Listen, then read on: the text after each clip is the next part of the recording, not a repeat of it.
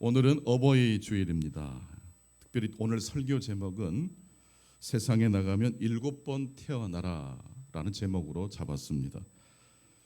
헝가리 국민 시인 아틸라 요제프의 시 중에 7번째 사람이라는 시가 있습니다. 그 시의 한 구절을 오늘 설교 제목으로 제가 삼았습니다.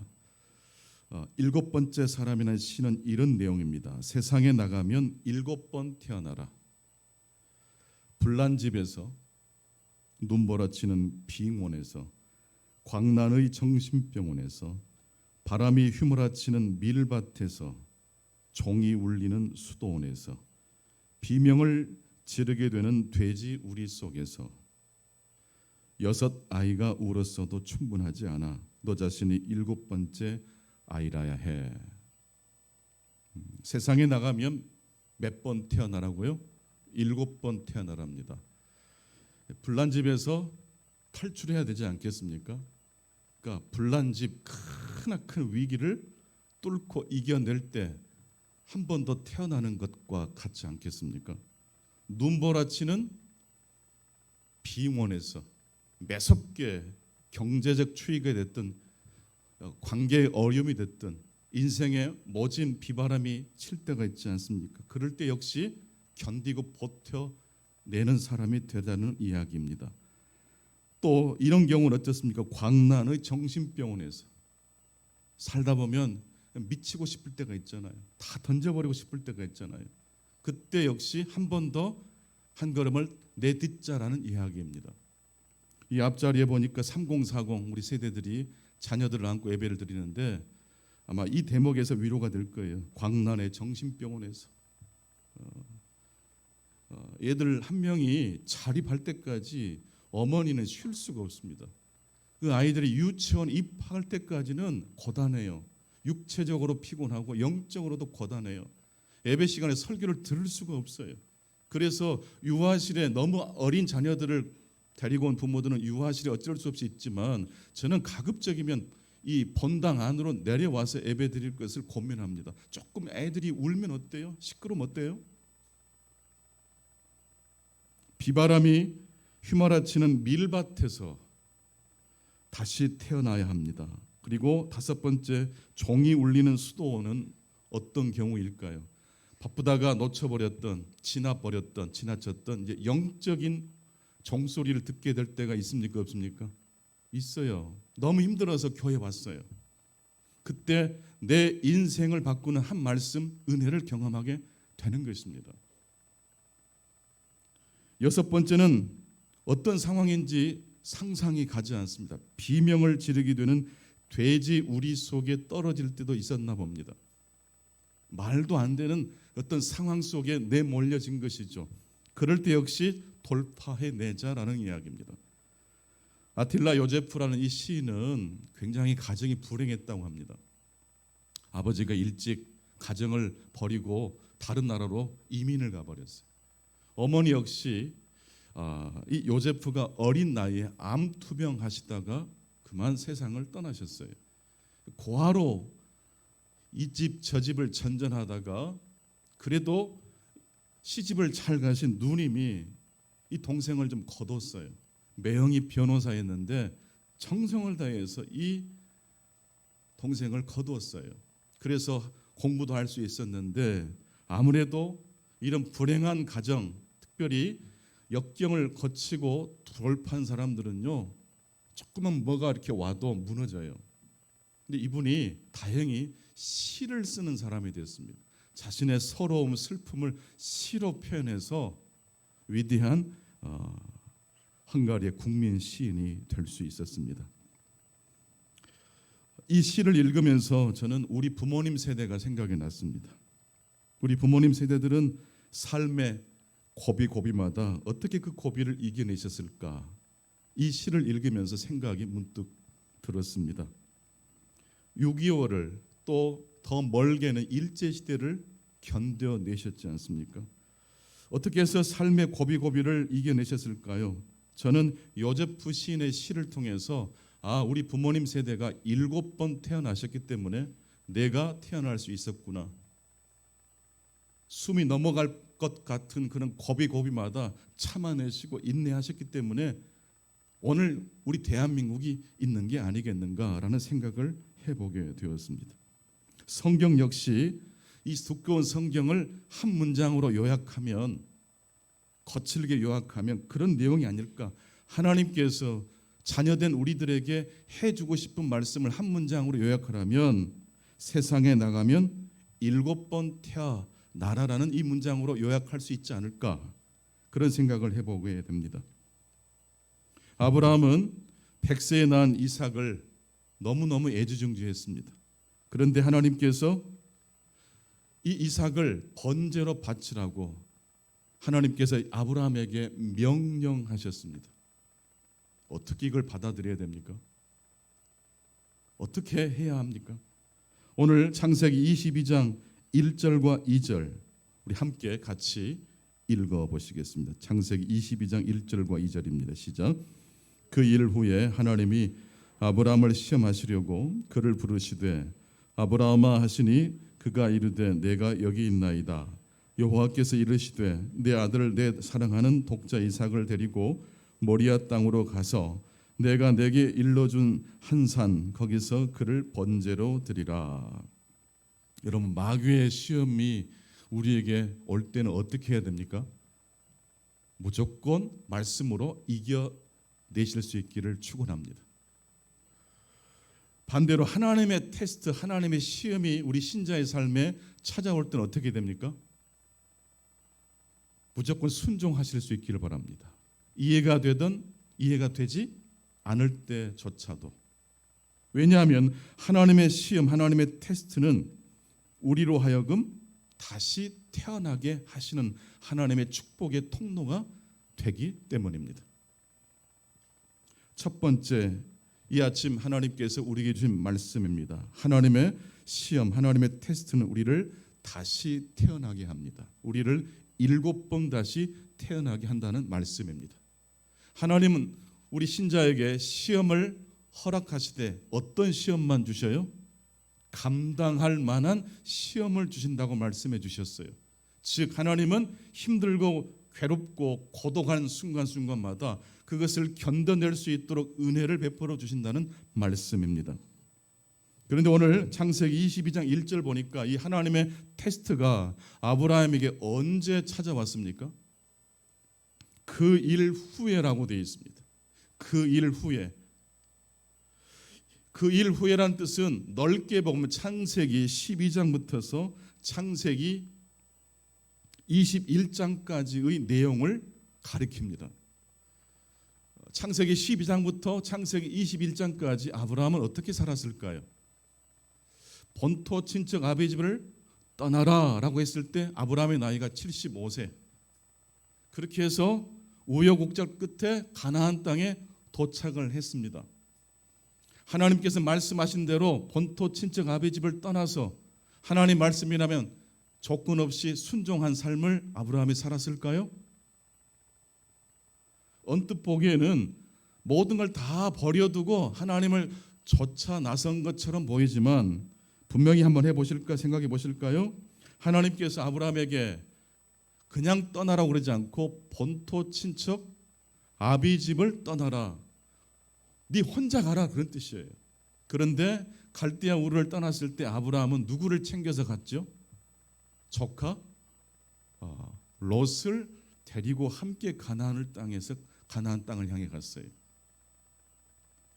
100% 순종이 아니었다는 의미입니다. 여러분, 이런 아브라함의 모습이 이해가 되십니까? 이해가 되지 않으십니까? 당연히 이해가 돼야죠. 앞으로 미래가 어떻게 펼쳐질지, 가나안 땅에서 무슨 사건을 만날지, 누가 나를 위해를 가할지 모르는 상황 속에서 든든한 동역자 한 사람쯤은 필요하지 않습니까? 그런데 하나님의 애당초 메시지는 본토 친척 아비 집을 슬쩍 떠나라겠습니까? 완벽하게 떠나라고 하셨습니까? 완벽하게 떠나라라고 말씀하셨던 것입니다. 때문에 창세기 12장부터서 21장까지의 내용을 보면 어쩌보면 아브라함의 순전한 믿음보다는 그 순전한 믿음 외에도 불순종한 아브라함의 여러 가지 모습들이 섞여 있다는 것을 알 수가 있습니다. 그래서 아브라함은 하나님께서 자녀의 약속을 해주셨지만 바로 즉시로 자녀를 주지 않으셨지 않습니까? 그래서 자신이 데리고 왔던 엘리에셀 종을 후계자로 생각한 적도 있었습니다. 그리고 조카 롯뿐만 아니라 하갈을 통해서 낳은 누구죠? 이스마엘을 통해서 대를 이어갈 계획도 세웠습니다. 믿음으로 하나님을 좇은 것처럼 보였지만 사실 아브라함의 믿음 속에는 불순물이 굉장히 많이 끼어 있다는 것을 알 수 있습니다. 우리 청년들 중에 하나님 앞에 조금 절제를 못한 부분들이 있는 가운데 교회를 나오는 게 가능할까요? 아니면 모든 걸 다 청산하고 흠없고 깨끗한 상태에 하나님 앞에 나오는 걸 하나님 원하실까요? 아브라함의 이야기를 빗대어서 한번 상상해 보세요. 모든 걸 다 완벽하게 갖춰놓은 다음에 하나님 앞에 나가야 됩니까? 불완전한 가운데도 하나님 앞에 나갈 수 있습니까? 그게 가능해요. 그게 가능하다니까요. 그러다가 창세기 21장에 드디어 하나님의 약속하신 상속자 이삭이 태어났습니다. 아브라함이 스스로 하나님의 약속을 성취하려고 했을 때는 골치 아픈 문제가 생겼어요. 아브라함이 움직인 만큼 문제가 복잡해져요. 하나님의 때를 기다리지 않고 스스로 계획하고 자기가 원하는 방향대로 인간적 방법을 동원했을 때 오히려 일이 꼬이고 꼬였다는 것을 알 수 있어요. 그리고 나서 이제 드디어 하나님께서 약속하신 이삭이 태어났고 오늘 창세기 22장에 도달하게 된 것입니다. 그 일 이후에 우여곡절 끝에 드디어 누가 태어났어요? 이삭이 태어났어요. 이제 아브라함은 걱정할 필요가 없게 됐어요. 그런데 왜 하나님은 만족해하고 있는 아브라함을 향해서 네가 사랑하는 독자 이삭을 나를 위해서 번제로 바치라고 하셨을까요? 성경에서 이 사랑이란 단어가 오늘 창세기 22장 2절에 최초로 등장하고 있어요. 이 아브라함이 이삭을 사랑했다라고 말하고 있습니다. 근데 이 사랑은 어떤 사랑일까요? 하나님이 기뻐하시는 사랑이 아니라 욕심이 섞여 있는 사랑이었다는 걸 알 수 있어요. 그래서 하나님께서 네가 사랑하는, 네가 집착하는 독자 이삭을 나를 위해서 번제로 바치라고 하나님께서 말씀하셨던 것입니다. 아브라함에게 이삭은 그냥 아들이 아닙니다. 너무너무 소중한 아들이고 하나님께서 주신 선물이었습니다. 그런데 어느 순간 아브라함은 선물을 주신 하나님보다 하나님이 주신 선물을 더 사랑하기 시작했던 것 같습니다. 그것을 누구도 알았을까요? 아브라함도 알았던 것 같아요. 네가 사랑하는 아들 이삭을 나를 위해 번제로 바쳐라고 했을 때 창세기 12장부터 21장까지 지난 이 아브라함의 그 삶의 신앙의 궤적을 보면 100% 순도 100% 믿음의 삶을 살지 않았잖아요. 불평도 많았고 인간적 반망도 많이 동원했잖아요. 대단히 요란스럽게 신앙생활을 했어요. 그런데 창세기 22장에 들어오면 아브라함이 말을 합니까? 하지 않습니까? 침묵하고 있어요. 하나님 왜 독자 이삭을 바치라고 하십니까? 따지고 묻지 않아요. 여러분 이게 이상하지 않습니까? 저는 말씀을 읽을 때 너무 이 지점이 너무 신기했어요. 어떻게 아브라함이 조용히 하고 있을까? 아브라함이 알았던 것 같아요. 내가 하나님보다 하나님이 주신 선물을 더 사랑했다는 것을. 아브라함이 살고 있었던 브엘세바에서 하나님이 명령하신 땅, 산, 모리아 산까지는 72km 정도 떨어져 있었다고 합니다. 그래서 장정들이 사흘 길을 가서 이 모리아산에 도착했다라고 말하고 있습니다. 하나님께서 모리아산 내가 지명한 그 산에 올라가서 이삭을 번제로 바치라고 말씀해 주셨습니다. 오늘 본문 창세기 22장 3절부터서 8절 말씀까지 조금 길지만 같이 한번 읽어보시겠습니다. 창세기 22장 3절로 8절입니다.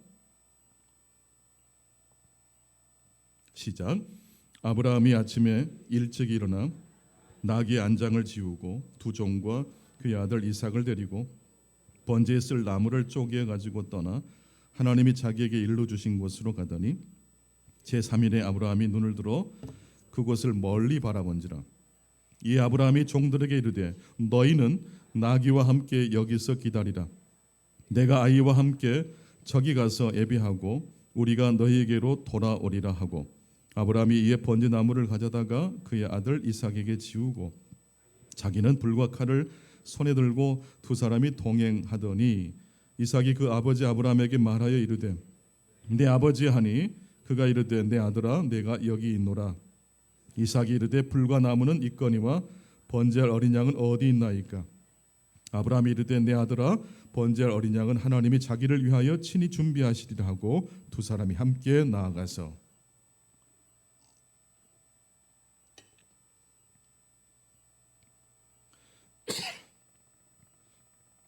아브라함이 사랑했던 이삭은 어떤 이삭입니까?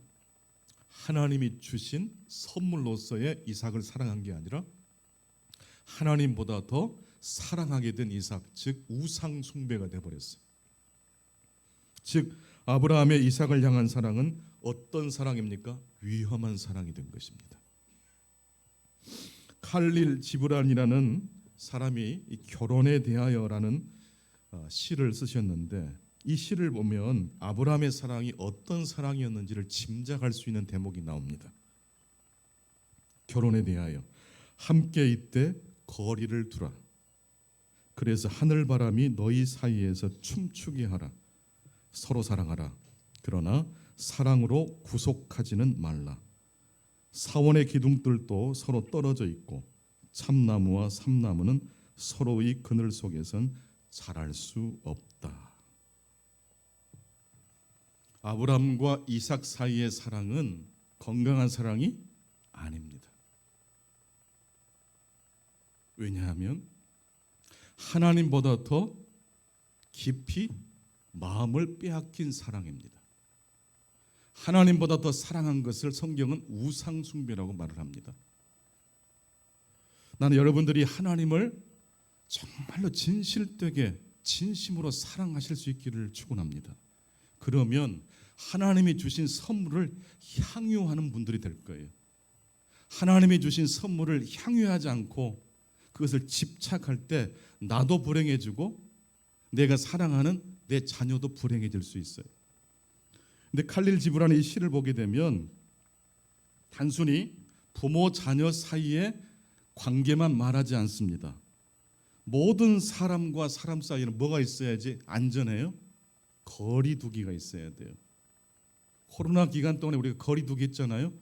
코로나 끝났으니까 그 거리두기를 확 좁혀버리면 좋을까요? 부부 사이에도 뭐가 있어야 돼요? 거리가 있어야 돼요. 똑똑똑 노크를 할 수 있어야 돼요. 당연히 부모가 자녀에게 들어갈 때는 노크해야 돼요. 사람과 사람 사이에는 바람이 지나갈 수 있는 사이가 있어야 됩니다. 심지어 사원의 기둥들도 예배당 안에 있는 기둥이 있잖아요. 사원들의 기둥들도 서로 어떻게 돼 있어요? 떨어져 있어요. 여러분 신앙생활할 때 왜 문제가 발생합니까? 너무 붙어 있으면 문제 생겨요. 사원의 기둥이 어떻게 돼 있다고요? 떨어져 있는 것처럼 모든 사람은 거리두기가 있어야 돼요. 아무리 가깝게 느껴져도. 바로 그것을 지적하시기 위해서 하나님께서 아브라함에게 나타나셔서 아브라함아, 네가 사랑하는, 네가 잘못 집착하고 있는 그 이삭을 네가 나를 위해서 바칠 때라야 너도 살고 이삭도 살 수 있어 라고 말씀하셨던 것입니다. 성도 여러분, 하나님의 테스트는 언제 찾아옵니까? 우리가 하나님보다 더 어떤 것을 사랑할 때입니다. 그럴 때 그 테스트를 외면하지 마시고 그 테스트 앞에 여러분 자신을 내어 드리실 수 있기 바랍니다. 그 테스트에 여러분들이 잘 임하게 될 때 여러분은 7번 다시 태어나는 그런 축복을 누릴 수 있기 때문입니다. 두 번째로 오늘 말씀을 읽어보면 하나님의 시험을 아브라함도 통과하고 이삭도 통과했습니다. 믿음으로 하나님의 말씀을 순종했어요. 이삭이 묻습니다. 아버지, 번제에 필요한 장작도 불도 있는데 번제에 물이 안 보입니다. 그렇게 물었더니 아브라함이 뭐라고 대답하죠? 하나님이 준비하실 것이다. 여러분, 이 아브라함의 이 한 말이 하나님께서 아브라함에게 들려주신 말입니까? 들려주지 않으셨어요. 이 아브라함의 생각이에요. 침묵을 깨고 아브라함이 드디어 입을 엽니다. 하나님이 준비하실 거야. 히브리서 말씀을 보면 하나님께서는 죽은 자도 다시 살리실 수 있는 분이라고 아브라함이 믿었다라고 히브리서 기자는 해석합니다. 그러니까 아브라함은 진짜 이삭을 번제물로 바칠 마음이 있었어요, 없었어요? 있었던 거예요. 사실 이 말씀을 오해하시면 안 돼요. 이삭을 바쳤다라기보다도 사실은 아브라함이 자신이 사랑하고 있었던 그 잘못된 마음을 하나님 앞에 번제물로 드렸다라고 해석하는 게 더 정확합니다. 여러분이 사랑하는 어떤 것을 던져버리려고 한다면 그게 쉽겠습니까? 그러니까 이삭을 번제물로 바치는 것처럼 보이지만 사실은 누가 번제물 되는 시간이에요? 아브라함 본인 자신이 번제물 되는 시간이에요. 자, 창세기 22장 8절부터서 14절까지 계속해서 함께 봉독해 보십시다. 창세기 22장 8절로 14절 시작.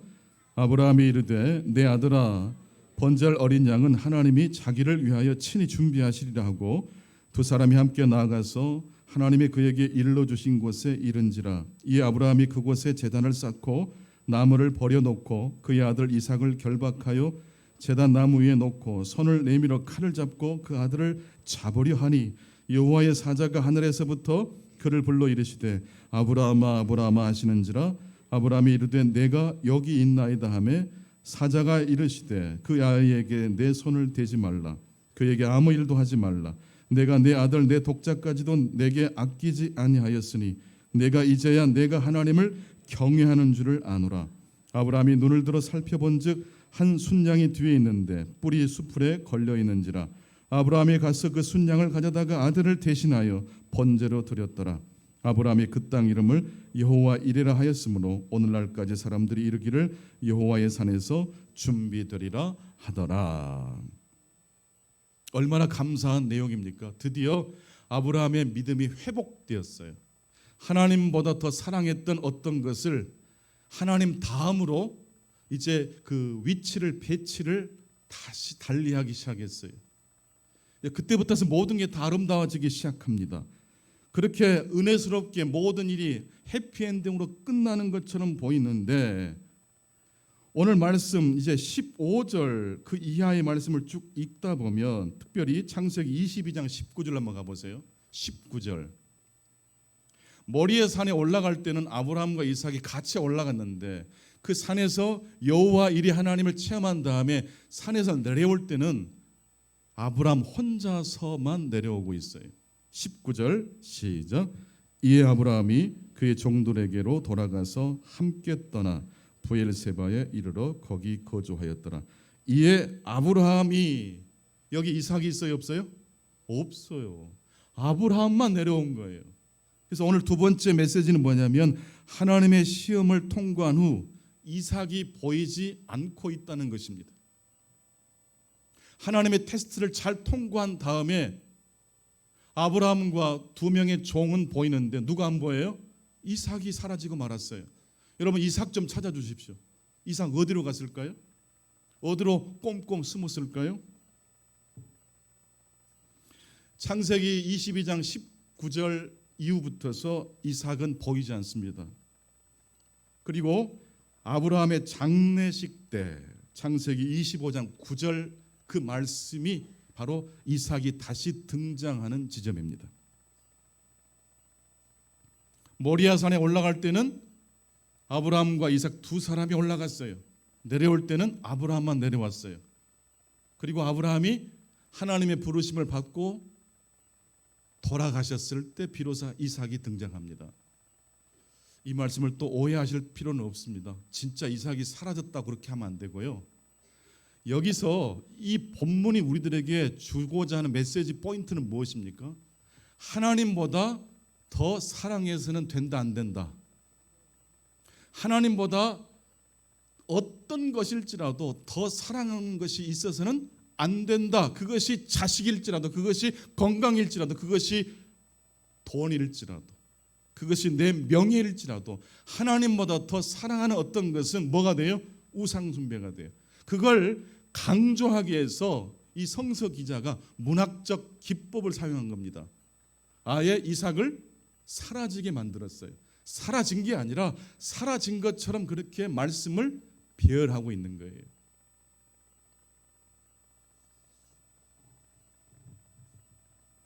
칼리 지브란 결혼에 대하여 다시 한번 이 시를 한번 읽어볼까요? 함께 이때 거리를 두라.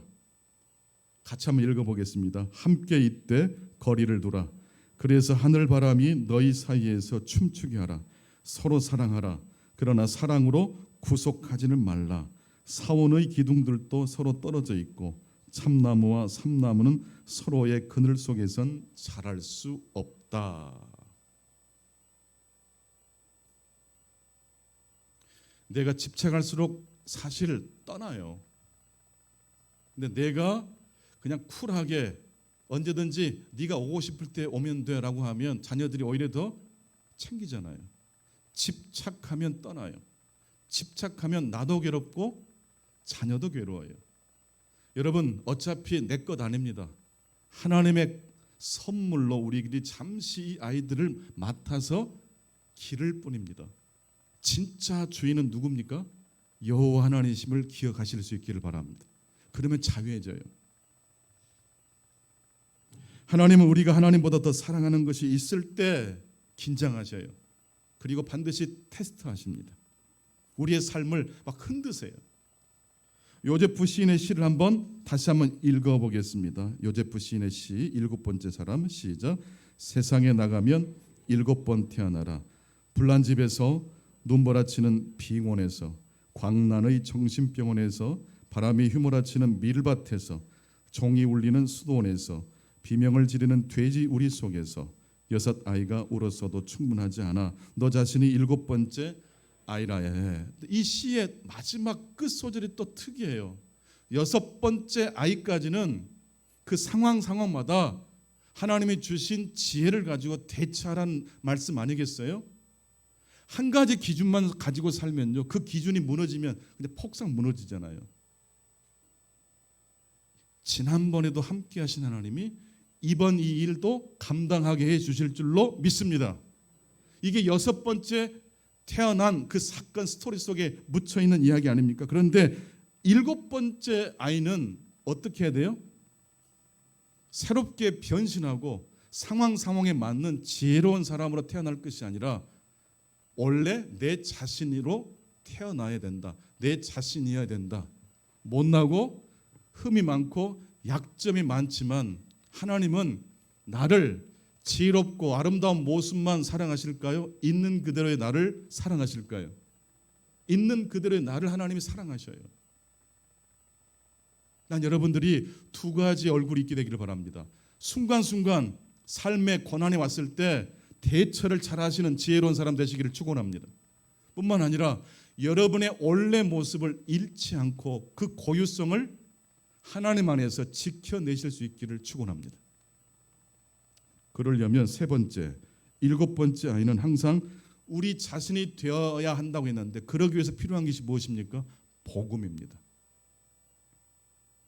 지혜로운 사람이 되는 건요, 성경을 읽어도 되고 다른 철학책을 읽어도 지혜로운 사람 될 수 있어요. 그러나 여러분, 내 자신으로 살기 위해서는요, 지혜만으로는 불가능해요. 복음이 필요해요. 삭개오가 다른 사람 앞에서는요, 되게 똑똑한 사람이었고 권력 있는 사람으로 그 권력을 휘둘렀어요. 그런데 누구 앞에서는 자기 자신이 됐죠? 예수 그리스도 앞에서는 자기 자신이 되잖아요. 제가요 다른 사람과 도둑질 많이 했습니다. 제가 누군가를 힘들게 했다면, 누군가의 재산을 손실을 입혔다면 제가 4배를 변상하겠습니다. 예수님께서 삭개오에게 그렇게 하라고 했습니까? 하지 않았습니까? 하지 않았어요. 예수님이 하신 행동은 뭡니까? 삭개오를 올려다봤어요.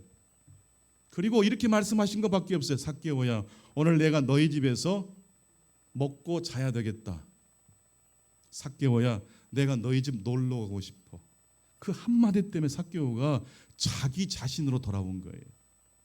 여러분, 사기치고 다른 사람을 괴롭히는 사람, 그 마음속에도 어린 아이가 있어요, 없어요? 있어요. 우리가 볼 때는 굉장히 괴팍한 사람처럼 보이지만 그 사람 안에도 어린 아이가 있는 거예요. 태어날 때부터 괴팍한 사람 있을까요? 살다 보니까 거친 환경 속에서 견디다 보니까 성격이 삐뚤어지고 고약한 사람이 된 것뿐이에요. 너무 없는 살림을 꾸려가다 보니까 억척 엄마가 된 거예요. 삶이 너무 거세니까 그 거센 파도를 이겨내기 위해서 거칠어진 것뿐이에요. 그러나 원래 우리는 어떤 사람이었어요? 하나님의 사랑받는 어린 아이라는 사실을 기억하실 수 있기를 축원합니다. 여러분이 한때 어린아이였어요. 피부도 말랑말랑하고 아장아장 걷고 미숙하지만 가장 아름답고 사랑받았던 때가 있었어요. 7번째 아이로 태어나기 위해서는 예수 그리스도가 필요한 줄로 믿습니다. 여러분, 예수 그리스도 이름을 날마다 부르실 수 있기 바랍니다. 똑똑한 사람, 지혜로운 사람이 되실 뿐만 아니라 예수 그리스도를 나의 구주로 날마다 부르실 수 있기 바랍니다. 왜냐하면 지혜로운 사람으로, 성공한 사람만으로는 우리 인생이 충분하지 않기 때문이에요. 만약 7번째 아이도 지혜롭게 대처하는 사람으로 태어났다면 그 사람의 인생이 어떻게 됐겠어요? 성공한 사람이 될 수 있을지 모르지만 매력 있는 사람은 되기 어려워요. 친구 되기는 어려워요. 말씀을 정리하겠습니다. 하나님의 시험은 우리가 하나님보다 어떤 것을 더 사랑할 때 우리를 기가 막히게 찾아내셔서 테스트하시는 시험입니다. 첫 번째, 하나님의 시험은 그러므로 우리를 다시 태어나게 합니다. 두 번째, 하나님의 테스트를 통과한 다음에 누가 보이지 않았습니까? 이삭이 보이지 않았어요. 이삭과 아브라함 사이에 건강한 거리가 형성되기 시작했어요. 난 여러분의 부부관계가 오늘 예배를 통해서 더 회복되실 수 있기를 축원합니다.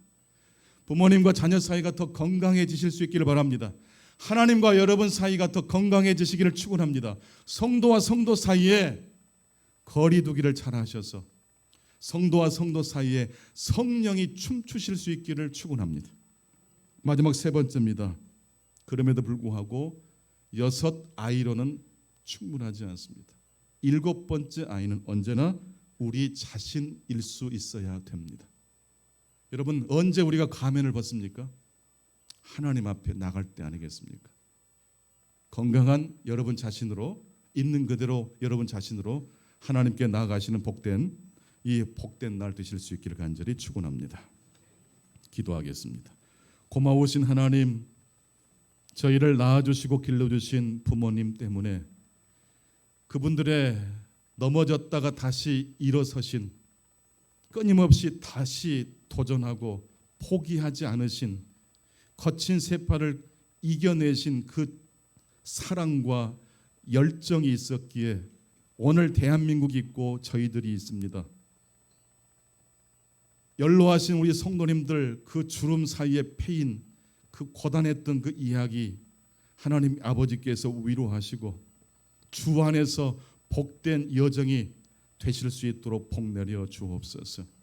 무엇보다도 이 시대가 하나님이 필요한 시대가 되었습니다. 더 많이 편리해지고 더 많은 것들을 누리고 있지만 사람들은 여전히 갈증을 느끼고 있습니다. 7번째 아이는 내 자신이어야 되는데 여전히 엉뚱하게 이 세상 것으로 치장하고 있습니다. 오 하나님, 우리를 사랑하시고 있는 그대로 우리를 불러주신 그 하나님의 복음 앞에 오늘 또 나아갈 수 있도록 도와주옵소서. 예수 그리스도 이름으로 기도하옵나이다. 아멘. 이제 우리 다 같이